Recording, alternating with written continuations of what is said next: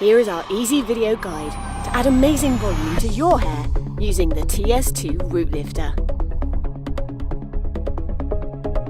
You need the root lifter and 2 section clips. Position yourself in front of a mirror and section the top layer of hair away, securing it with a clip. Separate the remaining hair into 2 layers.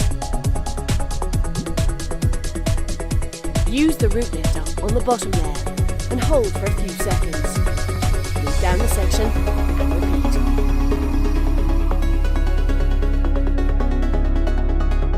Remove the clip and create a thin section from the middle layer.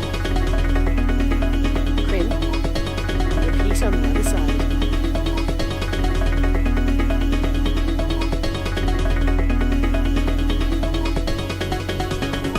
Remove the clips and use your fingertips in at the roots to break up and separate the crimps.